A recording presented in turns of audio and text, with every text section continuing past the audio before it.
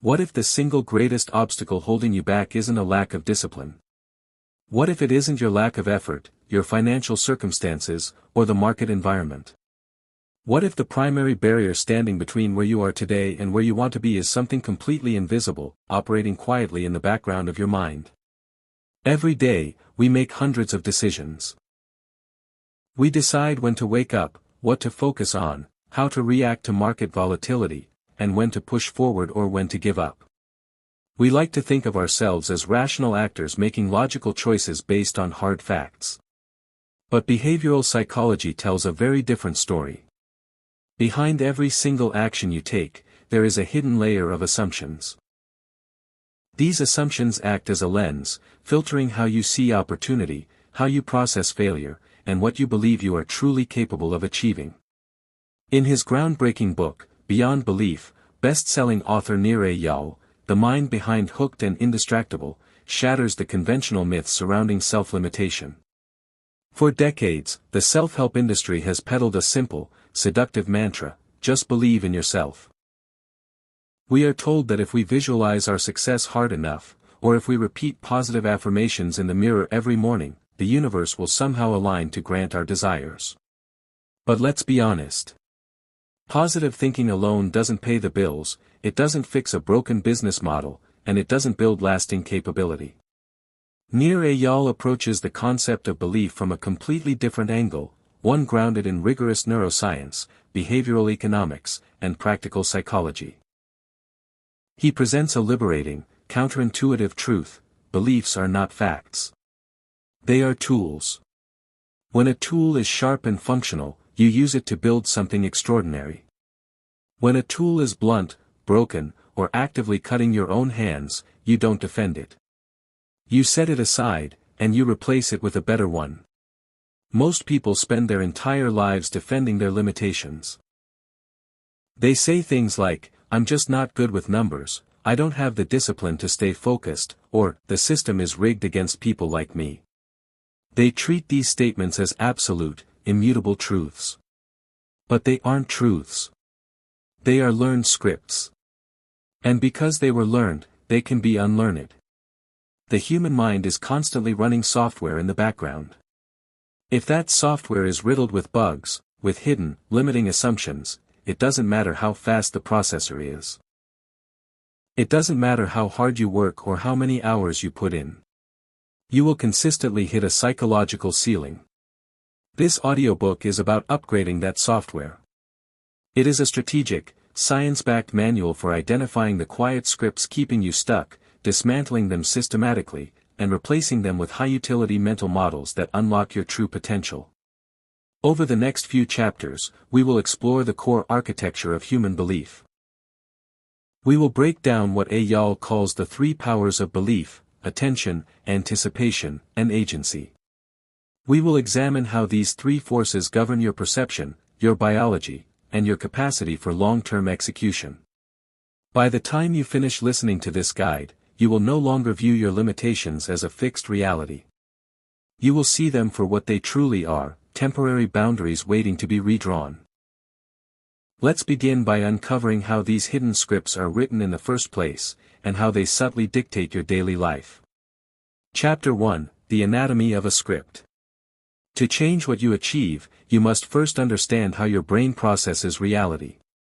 From the moment you are born, your brain is bombarded with an overwhelming amount of sensory data.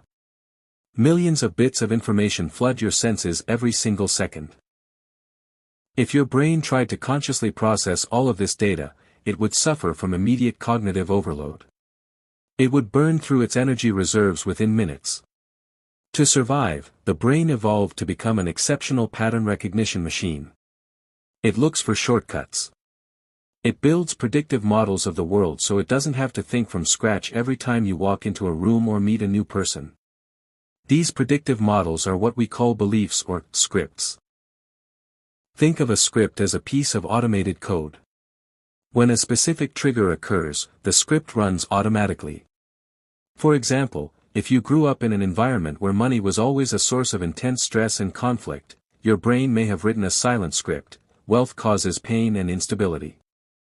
Decades later, as an adult, you might find yourself unconsciously sabotaging your own career or trading accounts just as things start going well. You aren't doing it because you want to fail. You are doing it because your background script is running its program to keep you safe from what it perceives as dangerous. Nir Eyal emphasizes that we must stop classifying our beliefs as true or false. Instead, we should classify them as helpful or unhelpful. Consider the differences between how an amateur and a professional handle a sudden market crash or a major setback. The amateur operates under an unhelpful script. This failure means I am incompetent. The world is unpredictable, and I have no control. The moment things go south, this script triggers a flood of cortisol and adrenaline. Panic sets in. They make emotional, impulsive decisions, selling at the absolute bottom or abandoning their long-term strategy out of sheer terror. The professional, however, operates under a helpful script. Market volatility is a natural feature of the system. Setbacks are data points, not definitions of my identity. When the exact same crash occurs, their script produces an entirely different emotional and behavioral response. They remain calm. They look for mispriced assets, adjust their risk parameters, and execute their plan with cold, calculated precision.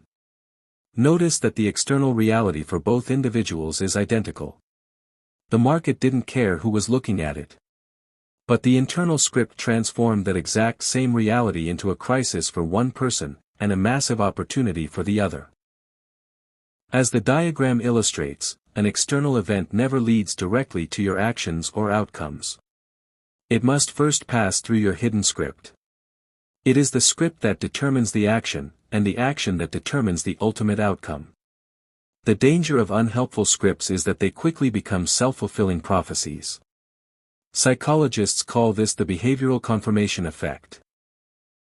When you believe a certain outcome is inevitable, you unconsciously alter your behavior to align with that belief.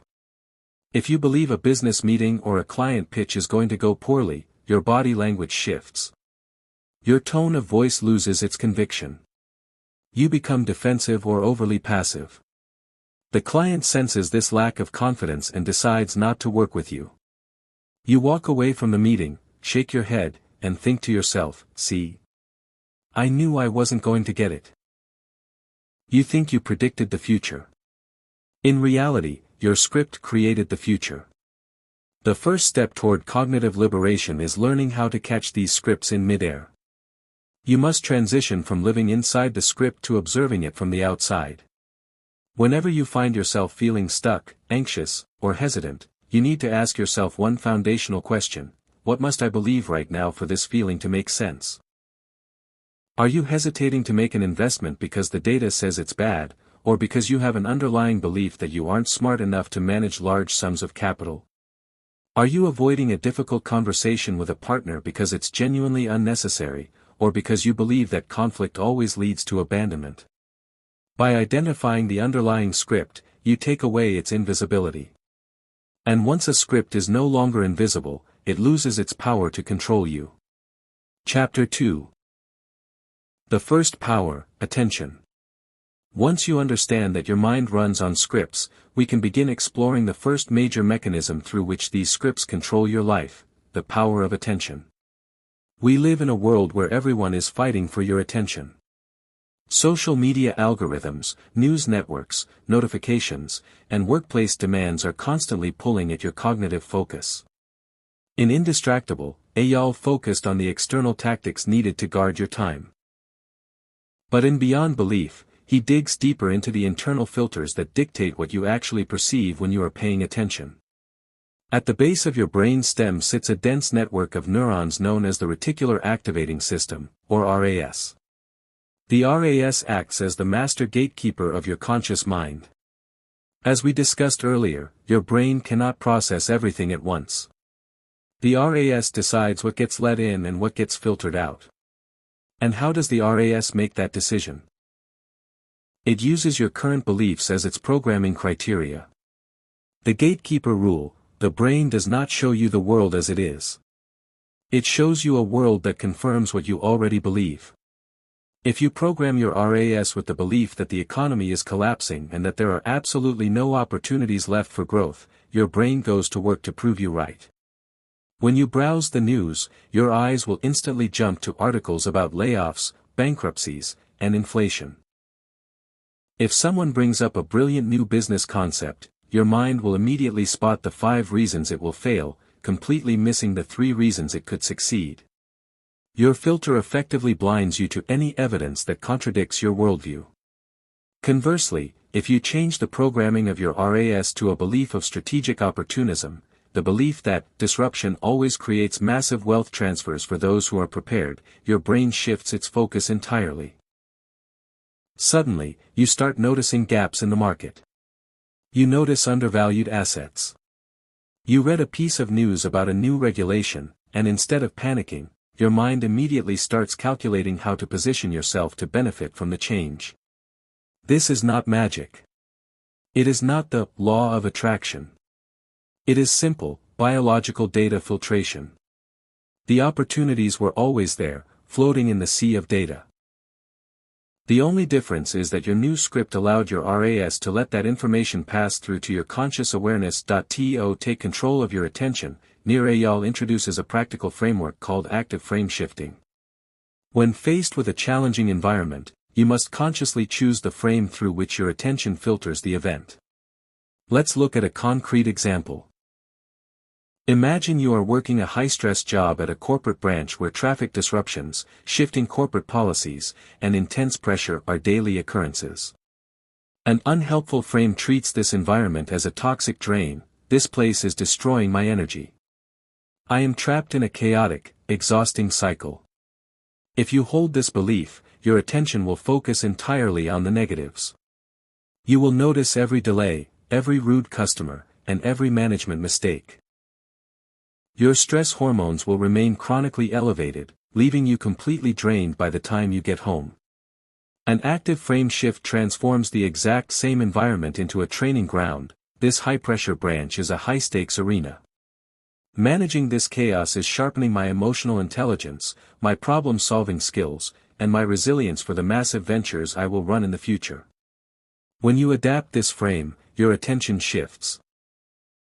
Instead of focusing on the frustration of a problem, you focus on the mechanics of its solution. You start observing human behavior, analyzing system inefficiencies, and testing communication strategies. The stress doesn't disappear, but it changes form. It transforms from destructive stress into a performance-enhancing challenge. Your attention is your most valuable currency. Whoever controls your attention controls your thoughts, and whoever controls your thoughts controls your life. By consciously auditing what you allow through your cognitive filter, you stop reacting to the world and start designing your reality. Chapter 3, The Second Power, Anticipation. The second power explored in Beyond Belief is perhaps the most biologically profound, the power of anticipation. Anticipation is the bridge between psychology and physiology. Your brain is not just a passive observer of your body's health, it is an active manager. What you anticipate happening in the future alters your biology in the present moment. The most famous manifestation of this power is the placebo effect. For decades, medical science has known that if you give a patient a sugar pill but tell them it is a powerful medication, their body will frequently begin to heal itself. They will release dopamine, lower their blood pressure, and reduce inflammation, all because the mind anticipated recovery. But there is a dark side to this phenomenon that receives far less attention, the nocebo effect. If you give a perfectly healthy person a harmless sugar pill but tell them it is a drug that causes severe nausea and headaches, a significant percentage of those people will actually experience genuine, measurable physical pain. Their brain anticipated distress, so it manufactured the symptoms out of thin air. Nir Eyal argues that millions of people are living their daily lives under the weight of a psychological nocebo effect. They carry deeply ingrained assumptions about their own energy, aging, and capacity that actively drain their physical vitality. Take the common belief regarding ego depletion, the idea that willpower is a finite resource that runs out like fuel in a car tank. For years, popular psychology told us that if you have a hard, focused day at work, your mental energy is completely depleted, and you have no choice but to crash on the couch, scroll mindlessly through your phone, or indulge in unhealthy habits. Eyal points to groundbreaking research by psychologist Carol Dweck and her colleagues that challenged this entire premise. They discovered that ego depletion only occurs in people who believe it exists. When individuals view willpower as a self-renewing resource, believing that focus breeds more focus and that challenging tasks actually energize them, the physical drop in performance disappears entirely. Their anticipation of energy creates the very biology that sustains them. Think about what this means for your daily routine. If you come home from a long shift at the bank and tell yourself, "I'm too tired to work on my trading portfolio," or "I'm too drained to practice my vocal exercises tonight," you are running a nocebo script. You are anticipating fatigue, so your brain obliges by slowing down your processing speed and making your eyelids heavy. To break this cycle, you must practice what Eyal calls expectation calibration. You must deliberately alter what you expect from your body and mind. When you feel that initial wave of exhaustion or hesitation, instead of accepting it as an absolute truth, reframe it as an entry fee. Tell yourself, "This initial fatigue is just my brain trying to conserve energy. Once I start practicing my scales or analyzing my charts for just 5 minutes, my momentum will kick in, and my energy will return." When you change what you anticipate, you change what your body delivers. You unlock a reserve of stamina and cognitive clarity that was always there, just waiting for the right instructions to be released. Chapter 4, The Third Power, Agency. We now arrive at the third and final pillar of Nir Eyal's framework, the power of agency. Agency is the belief that your actions matter. It is the deep, unshakable conviction that you possess the capacity to influence your environment, shape your financial destiny, and alter the course of your life, regardless of the hand you have been dealt. The absolute antithesis of agency is a psychological state known as learned helplessness. Discovered by psychologist Martin Seligman in the late 1960s, learned helplessness occurs when an organism is subjected to repeated, unavoidable negative events. Over time, the subject learns that no matter what they do, they cannot escape the discomfort. Eventually, even when the environment changes and escape becomes remarkably easy, the subject won't even try. They will sit perfectly still and accept the pain because their script says, "Action is pointless. I am powerless." In modern society, learned helplessness has become an epidemic. It disguises itself as realism, cynicism, or political commentary. You see it in traders who lose money on a couple of trades and declare, "The market is manipulated by whales and institutions, the little guy can never win." You see it in professionals who say, "The economy is broken, inflation is too high, and unless you have connections, you can never build real wealth in this city." The moment you adopt a script that places the ultimate control of your life outside of yourself, you surrender your agency.